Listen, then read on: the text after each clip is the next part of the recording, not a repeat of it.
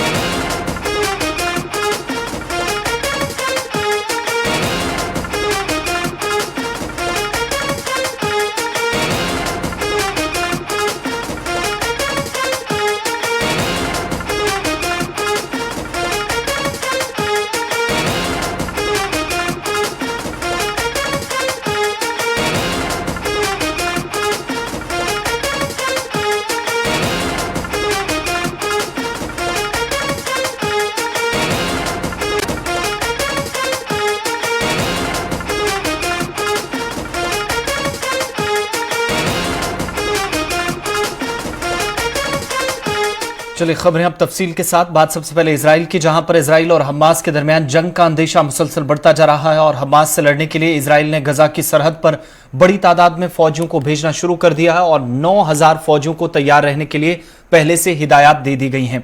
गजा पर हमास का कंट्रोल है। इस दरमियान मुस्लिम ममालिक की तंजीम ऑर्गेनाइजेशन ऑफ इस्लामिक कॉपरेशन ने 16 मई को यानी कल 57 अरकान ममालिक के वज़ीर खारजा की मीटिंग बुलाई है। ओआईसी ने ट्वीट करके कहा कि मीटिंग सऊदी अरब की दरख्वास्त पर बुलाई गई है और इससे पहले इजराइल ने गजा में जुमे को अल-सुब अपने तोपखाने से भारी गोलाबारी की थी, जिसके बाद कई फलस्तीनियों ने अपने बच्चों और सामान के साथ इलाका छोड़ना शुरू किया था और अब तक तकरीबन गजा पट्टी की सरहदों और इसके मुल्हका इलाकों से 10,000 के करीब इजराइल के हमलों के बीच फलस्तीनी बेघर हो चुके हैं। हमले में एक ही कुंबे के 6 अरकान अपने घर में ही जाँ बहक होने की भी इतलात मौसूल हुई थी। हमास ने तकरीबन 1800 रॉकेट दागे हैं और फौज ने 600 से ज्यादा हवाई हमले किए हैं, जिसमें कम से कम 3 इमारतें मुनहदम हो गई हैं। बैनुल-अक़वामी सतह पर जंगबंदी की कोशिशों के बावजूद इजराइल और हमास के दरमियान जंग का अंदेशा बढ़ रहा है और चौथी रात भी अंदरूनी तशद्दुद होने के बाद लड़ाई मजीद तेज हो गई है। यहूदी और अरब ग्रुप्स में एक बार फिर लार्ड शहर में झड़पें हुई हैं और पुलिस की मौजूदगी बढ़ाने के हुक्म के बावजूद ये झड़पें हुई हैं। गजा शहर के बाहरी इलाकों में धमाकों की वजह से आसमान में धुएं के गुबार देखने को मिल रहे हैं। इधर इजरायली वज़ीर आज़म बेंजामिन नेतन्याहू ने लड़ाई जारी रखने की कॉल देते हुए एक बयान जारी किया और कहा कि हमास से बहुत भारी कीमत वसूल करेंगे। दरअसल अमेरिकी सदर जो बाइडन ने कहा कि लड़ाई खत्म करने के लिए नेतन्याहू से बात की है, लेकिन साथ ही इजराइल की लीडर की हिमायत भी की है कि हमास ने भी पीछे हटने का कोई इशारा नहीं दिया है। और इस बीच इस दिन कई रॉकेट्स भी हमास की तरफ से दागे गए, जिस पर जवाबी कार्रवाइयां हो रही हैं। हमास ने कहा है कि उसने गजा से सबसे ताकतवर रॉकेट आयशा दागे हैं और इसने 2 ड्रोन भी छोड़े हैं, जिससे इजराइल के ड्रोन को भी मार गिराया गया। इधर इजराइल और फलस्तीन के माबैन कशीदगी को कम करने और रोकने के बारे में अक़वाम मुत्तहिदा की सलामती काउंसिल जो कल मिलने जा रही है, खुला इजलास मुनक्किद करने का अब प्लान तरतीब दिया गया है। इजलास 14 मई को मुनक्किद होना था, लेकिन अमेरिका की दखलंदाजी के सबब इसे कल यानी इतवार तक मुलतवी कर दिया गया। रिपोर्ट के मुताबिक अक़वाम मुत्तहिदा में चीन के मुस्तकिल नुमाइंदे ज़ांग जून ने ट्वीट किया कि इजलास इतवार की सुबह 10 बजे होगा। चीन को मकबूजा फलस्तीनी इलाके में कशीदगी बढ़ने पर सख्त तशवीश है। UNSC के अब कार्रवाई करनी चाहिए और चीन के मुताबिक सख्त पैगाम यहां से जाना चाहिए। सफारतकारों ने कहा कि जुमे को इजलास की तजवीज़ को अमेरिका ने मुस्तरद कर दिया था और अक़वाम मुत्तहिदा में नॉर्वे के मिशन ने ट्वीट किया कि इतवार के इजलास की तजवीज़ नॉर्वे, ट्यूनिस और चीन ने भी दी थी। मीडिया रिपोर्ट्स बताती हैं कि पीर को होने वाले तशद्दुद के बाद गजा में हमास की हमलों के बाद शुमाली वस्ती और जुनूबी इजरायली शहरों में अब तक 1700 से ज्यादा रॉकेट फायर किए गए हैं। इधर इजरायली फौज ने गजा की पट्टी में 750 मुख्तलिफ अहदाफ को निशाना बनाया है। अंदेशा है कि इजराइल और गजा के अपने हुकूक के लिए जद्दोजहद करने वाले एहतजाजियों के माबैन कशीदगी बढ़ती जाएगी, क्योंकि इजरायली हुकूमत 2014 में गजा में एक प्लेटफॉर्म की तरह बड़े पैमाने पर जमीनी हमले करने की मंसूबाबंदी बना रही है।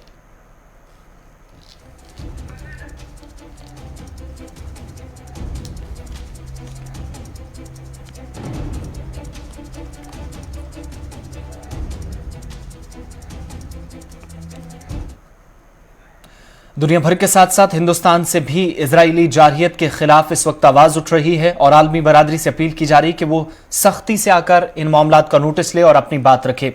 इधर जम्मू कश्मीर से भी आवाजें उठ रही हैं, जहां पर इमाम जामिया खतीबिया जदीद हंदवारा मुफ्ती मोहम्मद अशरफ कासमी ने फलस्तीन में इजरायली हमलों की शदीद मजम्मत की। उनने इसे दहशतगर्दाना कार्रवाई करार देते हुए सख्त तशवीश का इजहार किया। मस्जिद अक्सा और फलस्तीन की ये ज़मीन, ये दरअसल एक इसका मसला और इसका कज़िया एक ऐसा कज़िया है जिसका ताल्लुक़ दरअसल हमारे ईमान के साथ है। मुसलमानों की ज़िम्मेदारी और हमारी ज़िंदगी का मकसद ही दरअसल दीन की बका और इसकी तहफ़्फ़ुज़ की फ़िक्र करना है।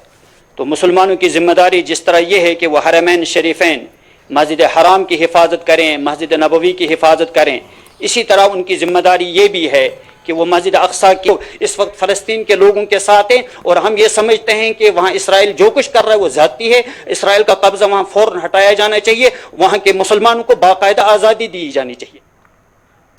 आलमी वबा कोविड-19 यानी कोरोना वायरस केसेस के बढ़ते हुए मामलात के पेश नज़र रियासतों की तरफ से आयद पाबंदियों का असर अब जमीन पर देखने को मिल रहा है और कोरोना का ग्राफ भी मुसलसल गिर रहा है। मुल्क में कोरोना की दूसरी लहर अब कदरे हल्की दिखाई दे रही है। आज मुल्क में कोरोना इन्फेक्शन के 3,26,098 नए केसेस रिपोर्ट हुए, जो मई के महीने की सबसे कम तादाद है। इसी के साथ पिछले 24 घंटों के दौरान कोरोना से मरने वालों की तादाद 3890 रही है। याद रहे कि इससे पहले 10 मई को 3,29,000 नए केसेस सामने आए थे और महकमा सेहत के आदादोशुमार बताते हैं कि नए केस सामने आने के बाद एक दिन में मुतासरा मरीजों की मजमूई तादाद अब मुल्क के अंदर 2,43,72,907 तक पहुंची है।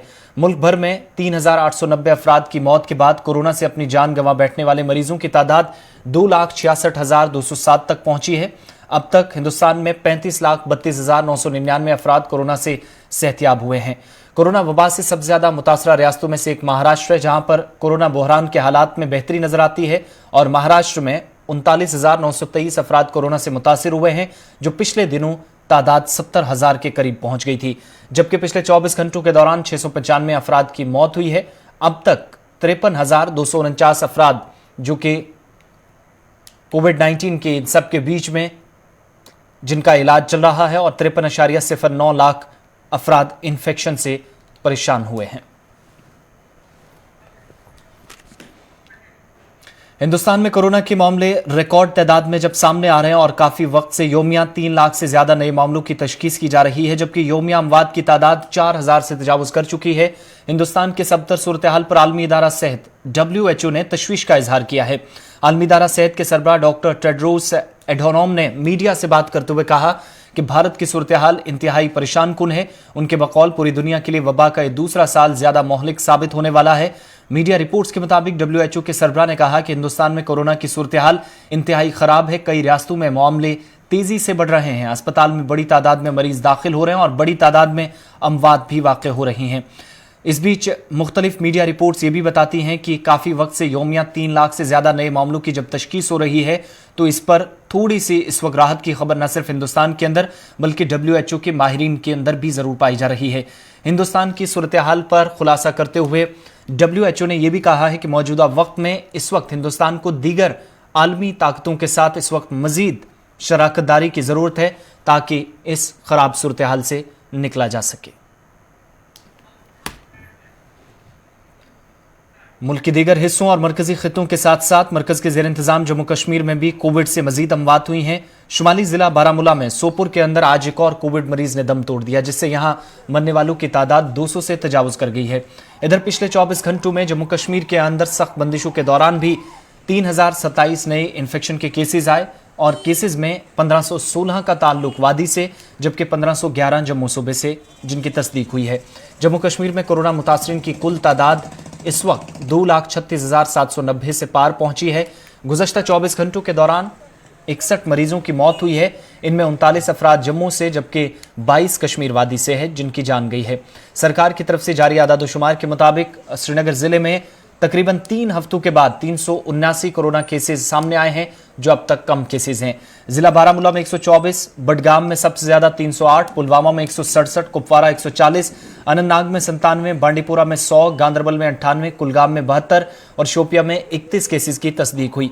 वहीं जम्मू सूबे में जिला जम्मू के अंदर 534, उधमपुर 221, राजौरी 138, डोडा 40, कठुआ में 197, सांबा में 154, किश्तवाड़ में 48, पुंछ में 61, रामबन में 52 और रियासी जिले में 66 कोरोना मरीजों की तशखीस हुई है। बारामूला से आज सुबह सुबह एक और मौत की खबर सामने आई। सूरत हाल जिले के अंदर क्या कुछ है, तफसीलात पेश कर रहे हैं हमारे नुमाइंदे इरशाद भट्ट।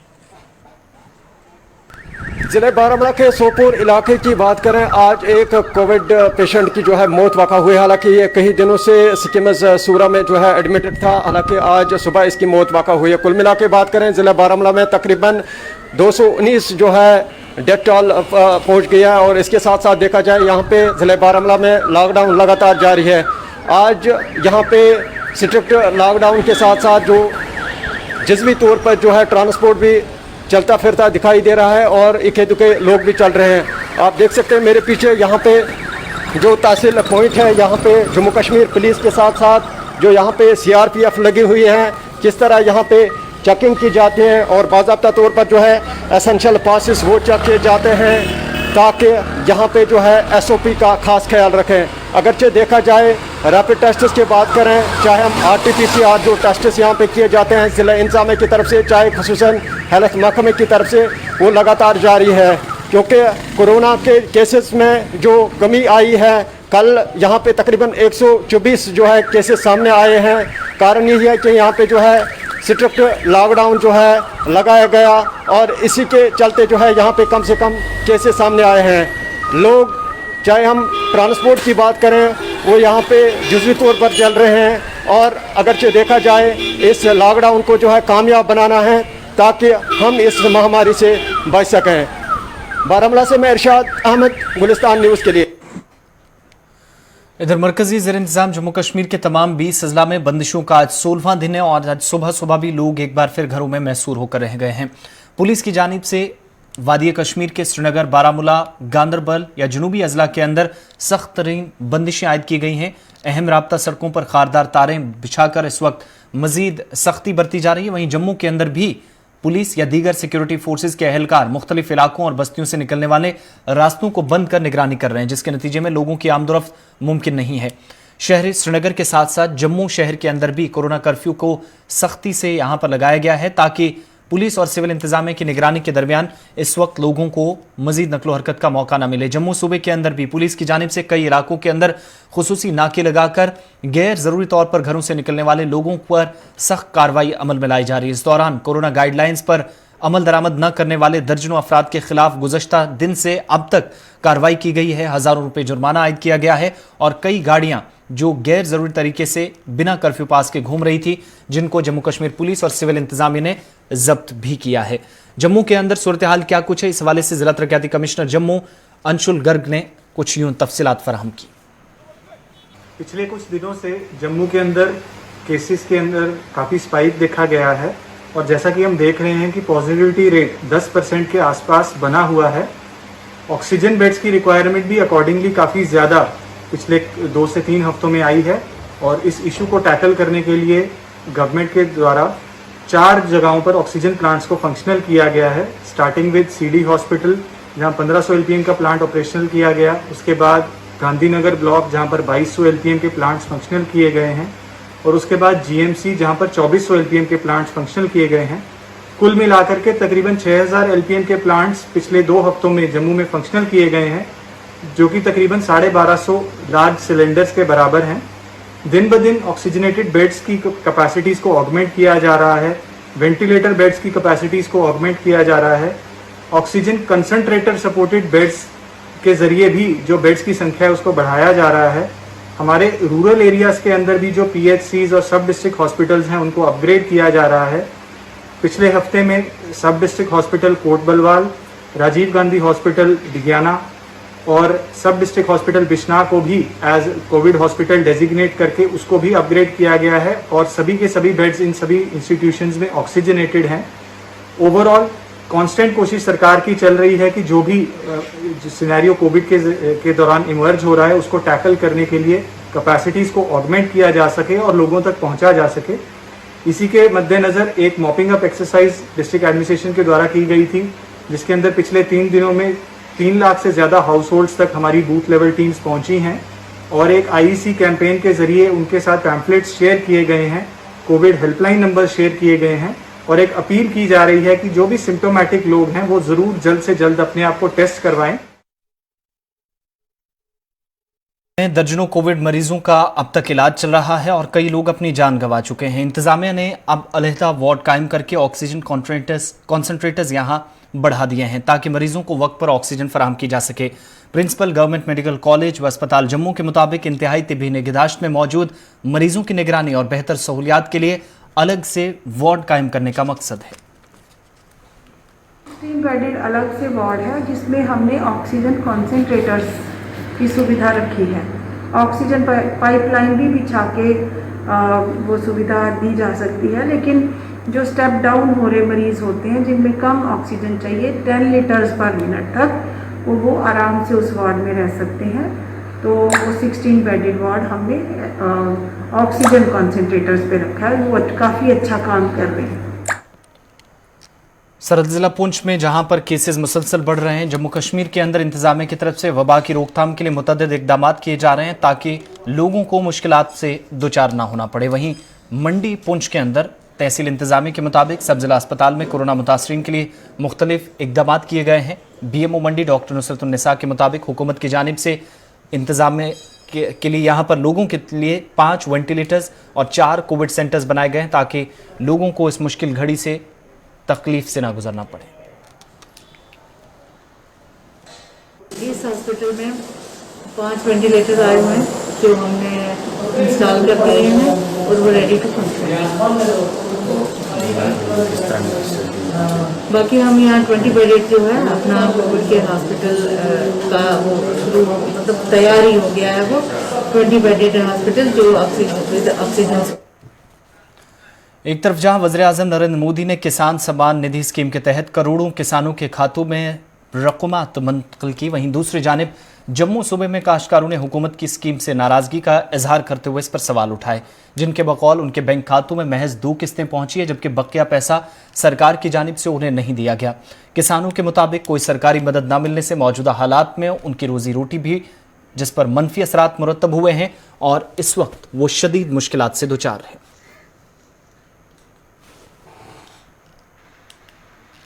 दो यार थोड़े चिर दे आया हो कि पिच फेर इन्हें वो करी दिया कट्टी दिया बिच ते हुण देखो जियां फसल भी इस बारी बर्बाद गई होई है ते हुण लोग सोचा है कि चलो 2-2 हज़ार रुपया आउंदा ते रुआई बुआई करदे अग्गे ते अगला कोई मतलब सिस्टम आ चलाई सकदे। ते किसान भी छड़ियां स्कीमां हैन ते बाकी आम बंदे दा बड़ा मुश्किल है साह वेल्ले। अस इ'यै गुहार लाने आ सरकार अग्गे कि साढ़े इस मसले दिक्खेआ जां साढ़े जेह्ड़े MG नरेगा दे तैह्त लोग बड़े बेरोजगार ने, मतलब कोई कम्म काज नहीं है, इ'यां गै बैठे दे। हूँ 7-8 महीने कोई किस्त नहीं आई।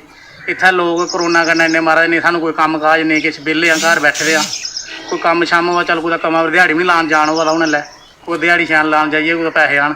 हूँ किसानें दी एह् दिक्खी लो हां पूरी तुं'दे सामनै गै पेदी, कोई 2 हज़ार नहीं आया, कोई कक्ख नहीं आया। हूँ 6 महीने होए उ'नें 2 हज़ार, एह् 2 किस्तां पाई दियां मारे छड़ियां बस।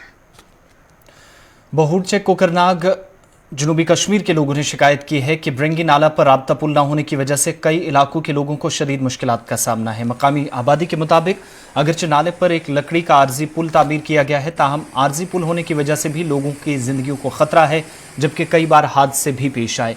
इन लोगों के मुताबिक कई बार इंतजामिया के नोटिस में भी मामलात लाए गए, ताहम अभी तक यकीन दहानियों के सिवा उन्हें कुछ हासिल नहीं हुआ।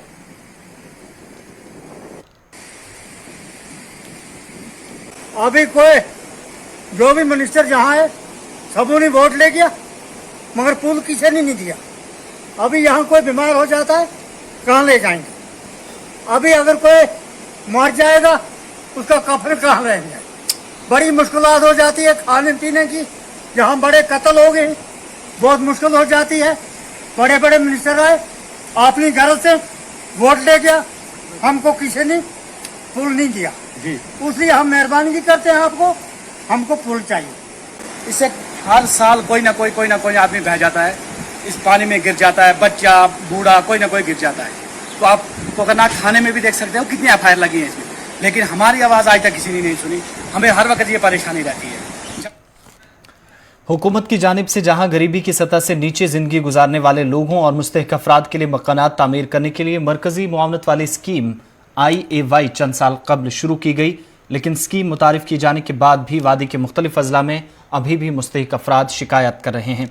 इस सिलसिले में आज शुमाली कश्मीर के बागत मोहल्ला पलहालन पटन के अंदर एक मुस्तहिक कुंबे ने स्कीम के तहत मिलने वाले फ़वाइद का, जिसे आज भी इंतजार है, ने शिकायत करते हुए कहा कि उन्होंने कई मरतबा दफातर के चक्कर काटे, ताहम सरकारी फहरिस्त में नाम न होने के बावजूद मुतलका हुकाम ने कोई खातिर खा इकदाम नहीं किए। उनके बकौल अगरचे अफसरान ने उन्हें यकीन दहानी कराई, ताहम आज तक उन्हें स्कीम के तहत कोई फ़ायदा हासिल नहीं हुआ, जहां पर आज भी वो खुले आसमान के नीचे बैठने के लिए मजबूर हैं। गरीब पत्थर अस न सहारा अस दियो और अगर हिमायत करो गरीब गरीब वारिया पत्थर मे खानदार तन मजूर लायक कह तो मे नीच गमस बालिंग सो बेकिस घर सन थम मे हमसाई कर और योर पकना गए वरमुल गए पटन गए अस कोर कंस गोर अस गए 10 वरी ये हमसाय और योर दुतुक अस मकान मकान गोस कह मे गोस बच्चन तह रोजन इत पे घर हेका बच पकन मे खानदार सह मजूर हेका कर सह बेमार आसान तो मे गोस शुरन तह रोजन बे गोस मकान खतर कह दिन। सरपंच पलहालन ई से एक्चुअली आज ईद थी, तो मैंने सोचा ईद के दिन मैं थोड़ा इनके घर जाऊं, देखूं थोड़ा। तो मतलब बहुत आंसू आ रहे हैं, इनको देख के आंसू आ रहे हैं। इनके छोटे बच्चे हैं, अक्सर इसका हस्बैंड जो है, मतलब जिसको खानदार भी बोलते हैं, बीमारी रहता है। पिछले मतलब कहीं इसकी बेटी बड़ी है, अगर देखा जाए 17-18 साल की है, उसकी शादी भी होनी है अब। तो ये बेचारी क्या करिए कि उसको कहीं और छोड़ रहे, किसी और घर में छोड़ रहे, इस कारण कि इनके घर में जगह है ही नहीं। तो ये खुद भी कह रही है, मतलब मैं आज सरपंच बना, मुझे भी ये मालूम है, ये खुद भी कह रही है कि कई दफ़ा मैं पटन भी गई BDO साहिबा से मतलब बोलने के लिए, या बारामूला तक पहुंची ताकि मुझे कुछ इमदाद मिले, मैं कुछ करूं, मैं भी इस दुनिया में रहूं, जीऊं, पर आज तक इसको कुछ मिला नहीं। महकमा अमूर सारिफीन व अवामी तकसीमकारी के डीलर्स की जानिब से मांग की जा रही थी कि कोविड के दौरान राशन की सप्लाई बायोमेट्रिक के बजाय ऑफलाइन की जानी चाहिए, जिसके बाद इंतजामिया ने इस मामले को आला हुकाम के नोटिस में लाया। ताहम हुकाम की जानिब से वाजे कर दिया है कि राशन की सप्लाई बायोमेट्रिक से नहीं की जाएगी। सरहदी जिला राजौरी में भी इसी तरीके से राशन की तकसीमकारी का अमल जारी है। इन बातों का इजहार आज महकमे की जानिब से सीनियर अफसर आरिफ लोन ने किया, जिन्होंने हमारे नुमाइंदे जमशीद मलिक से बात की। आप सबको जो पता है कि जो कोविड की सेकंड वेव है, जो डेडली कोरोना वायरस की, वो सर्च पे है। बहुत सारे केसेस भी हमें जो रिपोर्ट हो रहे हैं, मैं इंचार्ज नोडल ऑफिसर भी हूँ जॉइंट कंट्रोल रूम का, तो बहुत सारे केसेस भी हमारे पास जो रिपोर्ट हो रहे हैं, उसमें डेथ्स भी हो रही। बट इसमें गवर्नमेंट की जो हमने मैटर टेकअप किया था, वर्दी DC साहब ने भी किया है, और हमारे डायरेक्टर मैडम ने भी किया है, हमारे सेक्रेटरी साहब ने भी किया। इसमें गवर्नमेंट की क्लियर कट एक्सप्लिसिट गाइडलाइंस यही है कि जो राशन डिस्ट्रीब्यूशन है वो बायोमेट्रिक और आधार इनेबल्ड ट्रांजेक्शन से ही होना है। और दूसरी बात ये थी कि पहले डिपार्टमेंट क्या था कि मैनुअल मोड पे ऑपरेट करता था, मतलब कहने का मतलब है कि लिस्ट होगी, उस पे राशन दे दिया या किसी जो बेनिफिशियरी के सिग्नेचर ले लिए। बट गवर्नमेंट ने वो क्लियर कट जो वो प्रैक्टिस थी उसको बंद कर दिया। अब गवर्नमेंट जो है पिछले 1 साल से जो है वो बायोमेट्रिक मोड पे हैं हम, और आधार इनेबल्ड डिस्ट्रीब्यूशन पे। तो इस कोविड में भी जो लोग जो हमारे फेयर प्राइस शॉप एसोसिएशन के जो मेंबर्स थे, ये भी स्ट्राइक पे थे। फिर इनको परस्यू करने के बाद इनको इनसे सभी बात करने के बाद इनको भी हमने ये चीज बनाया कि जो गवर्नमेंट है उसमें क्लियर कट ये इसमें डायरेक्शंस दी हैं कि राशन डिस्ट्रीब्यूशन जो भी होगा वो बायोमेट्रिक मोड से होगा। कहने का मतलब ये है कि हर बेनिफिशियरी को जाके अपनी जो आपकी वो पॉइंट ऑफ सेल मशीन है उसके ऊपर अपना फिंगरप्रिंट पंच करना है। उसके बाद जो थर्मल स्लिप निकलेगी, थर्मल स्लिप के बाद जब वो सक्सेसफुल ट्रांजेक्शन होगी, ट्रांजेक्शन होने के बाद डीलर जो है उसको उसना इंटाइटल राशन देगा तो वो लेगा। इसमें एक और बात है, पहले क्या होता था कि डीलर ऑथेंटिकेटेड ट्रांजैक्शंस होती थी, उसमें डीलर क्या करता था, वो भी बायोमेट्रिक होती थी। अगर किसी का आधार नंबर होता था तो डीलर अपनी ट्रांजैक्शन जो है करके उसकी स्लिप निकाल के उसको भी राशन दे सकता था, पर गवर्नमेंट ने वो प्रैक्टिस भी बंद कर दी। इसमें एक नया कंसेप्ट, क्या कंसेप्ट पुराना है लेकिन उसमें ई-केवाईसी ऑथेंटिकेशन है। ई-केवाईसी ऑथेंटिकेशन कहने का ये मतलब है कि सपोज करते हैं कोई बुजुर्ग आदमी है या कोई मजदूर है, उसको काम कर करके उसकी जो ये हाथों की जो मतलब रेखाएं जिसको हम बोलते हैं वो थोड़ी घिस जाती हैं, तो बायोमेट्रिक जो उसको वो सही तरीके से मतलब कैचअप नहीं होती उसकी वो सारा, तो उस ट्रांजैक्शन कभी मिसमैच हो जाता, कभी फेल ट्रांजैक्शन। तो उस चीज को ओवरकम करने के लिए, उसको लोगों को फैसिलिटेट करने के लिए गवर्नमेंट ने एक ई-केवाईसी ऑथेंटिकेशन रखी है। उसमें अगर किसी की ट्रांजैक्शन नहीं हो रही या फेल्ड हो रही तो उसका आधार नंबर लगा के फिर डीलर जो है अपना फिंगरप्रिंट पंच करेगा तो वो ट्रांजैक्शन जो है वो सक्सेसफुल होगी। ये हो गया ई-केवाईसी। बट पहले क्या होता था कि डीलर भी ऑथेंटिकेट करके, वो प्रैक्टिस गवर्नमेंट ने बंद करी। कहने का ये मतलब है कि डिपार्टमेंट फुल्ली और प्योरली इस वक्त बायोमेट्रिक मोड पे है और आधार इनेबल डिस्ट्रीब्यूशन पे ही है। हमें बहुत सारे पीआरआईज के फोन भी आए, बहुत सारी जो बीडीसी मेंबर्स हैं या डीडीसी मेंबर्स हैं उनका भी ये कहना था कि इस वक्त आप जो है इस एरिया को छोड़ दो या उस एरिया को छोड़ दो। तो हमने उनको यही कहा कि हम सिर्फ फील्ड में इंप्लीमेंटिंग एजेंसीज हैं, जो हमारी एग्जीक्यूटिव एजेंसी हैं, मतलब जो लॉ फ्रेम करने वाले या जो भी हमारी हायर अथॉरिटीज हैं, उन्होंने हमें सीधा यही क्लियर कट डायरेक्शंस ये दी है कि आपको इसको एग्जीक्यूट करना, उसको इंप्लीमेंट करना है इन लेटर एंड सेपरेट। दूसरा जो फ्री राशन स्वागत आ रहा है, इसकी क्या स्केल और किन लोगों को दी है? देखिए, आपको ये पहले भी जो प्रधानमंत्री गरीब कल्याण अन्न योजना जो ये पीएम रिलीफ पैकेज है, इसमें 2 बार ये 3rd सीरीज में आया है। पिछली बार 2 बार ये आया था, तो पिछली बार हमने दाल वगैरह भी वहाँ बांटी थी। इस बार अभी सिर्फ ये 2 महीने मई और जून के लिए आया।